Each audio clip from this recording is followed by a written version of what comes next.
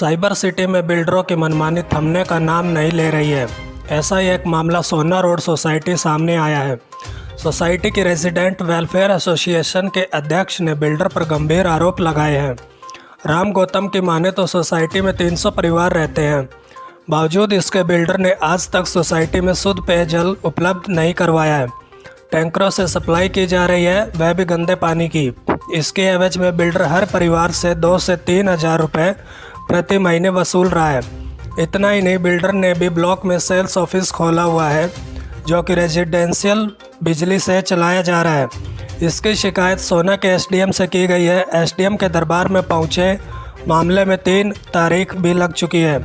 RWA के अध्यक्ष राम गौतम की माने तो सोसाइटी के लोगों ने उन्हें चुना है, इसलिए सोसाइटी में होने वाली समस्याओं को वह लगातार उठा रहे हैं। उन्होंने बिल्डर को चेतावनी देते हुए कहा कि वह इन गिदड़ धमकियों से डरने वाले नहीं हैं। वही एसडीएम दरबार में पहुंचे मामले में प्रशासन क्या कदम उठाता है और बिल्डर पर कितनी लगाम लगा पाता है, यह तो समय ही बताएगा।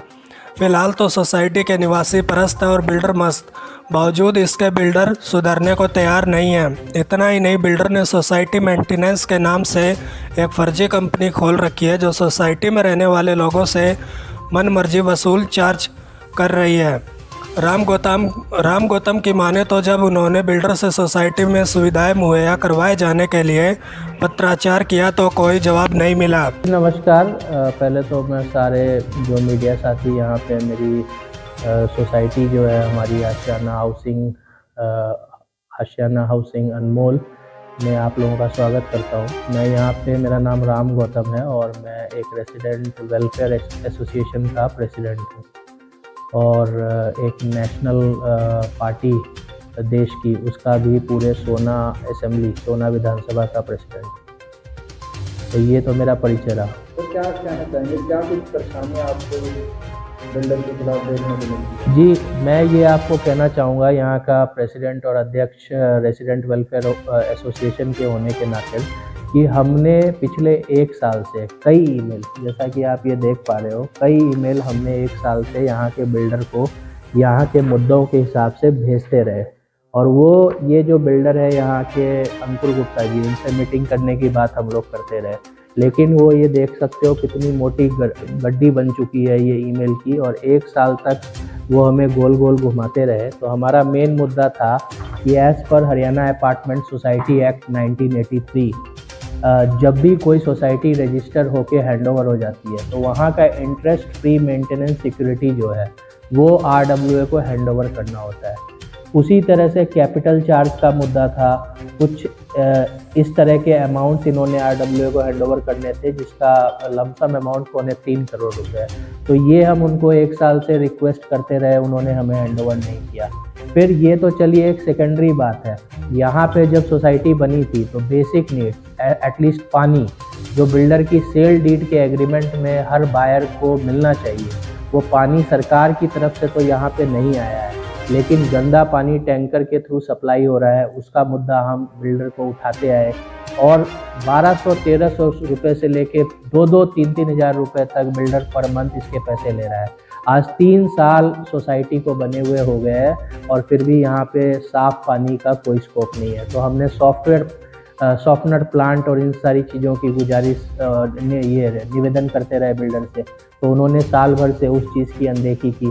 फिर इन्होंने सेल्स ऑफिस B1 टावर में, यहाँ पे 100% ऑक्यूपेंसी है रेसिडेंस की, सेल्स ऑफिस यहाँ पे कमर्शियल टावर में वो रेसिडेंशियल बिजली पे चला रहा है, जिसकी शिकायत हमने एसडीएम सोना को, जितेंद्र जी को भी की हुई है, जिसकी 3 तारीख हो चुकी है और मामला वहाँ पे पेंडिंग है।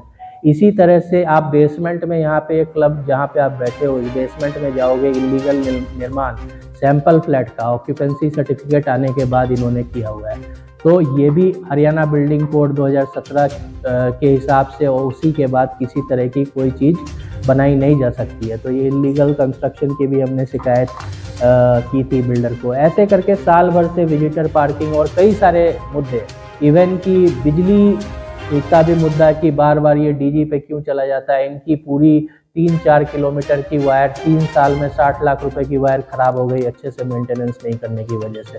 तो ये सारे मुद्दे हम उठाते आए और being president of resident welfare association और एक राष्ट्रीय पार्टी का अध्यक्ष होने के नाते मुझे पूरा राइट है ये मुद्दा उठाने का और प्रेस में रखने का।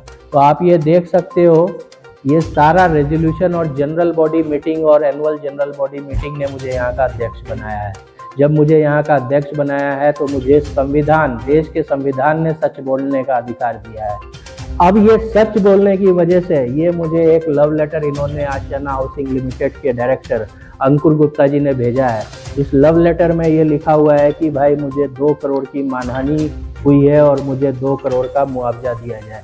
क्या मैं हरियाणा की भाजपा सरकार, खट्टर सरकार से पूछना चाहता हूँ कि पहले तो कई यहाँ पे मनमानी बिल्डर सुपरटेक और जैसे थे, अब ये राजस्थान से आशियाना हाउसिंग लिमिटेड भी हरियाणा में उठ के आ गए हैं।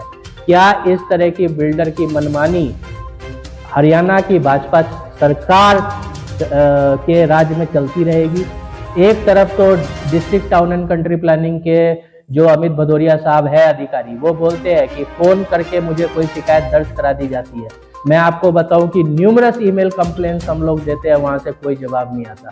तो मैं आशियाना हाउसिंग लिमिटेड के मैनेजिंग डायरेक्टर को तो पहले ये बोलना चाहता हूं कि इस तरह के लव लेटर से हम लोग डरने वाले नहीं हैं और ये लव लेटर को मैं फाड़ के फेंकता हूं, क्योंकि मुझे संविधान ने, देश के संविधान ने सच बोलने का अधिकार दिया है।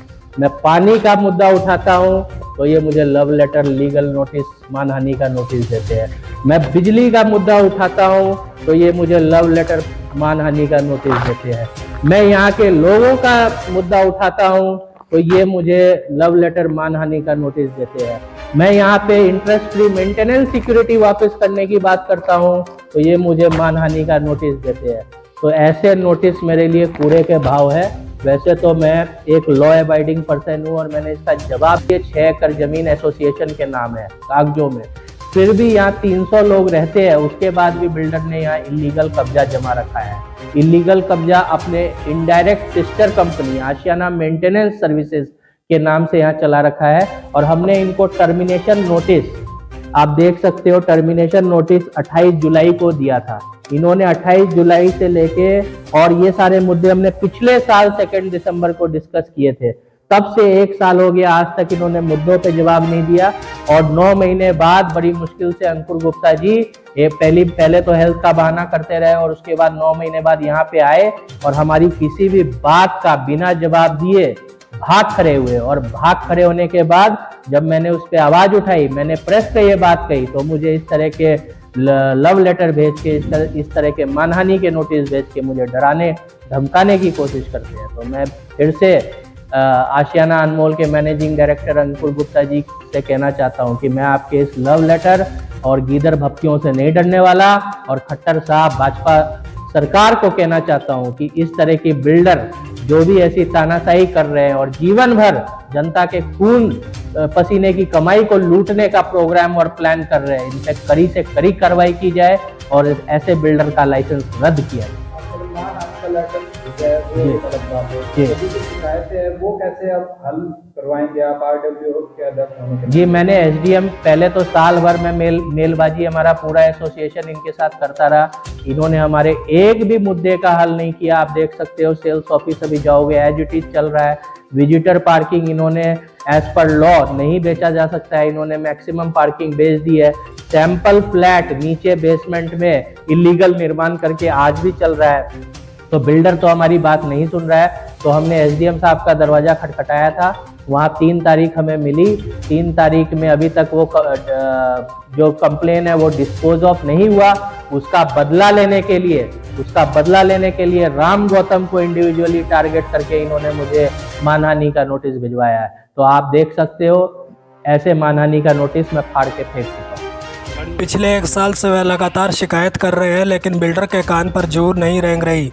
जब इसकी शिकायत SDM को की गई तो बिल्डर ने जवाब देने की जगह RWO के अध्यक्ष को मानहानि का नोटिस भेज दिया।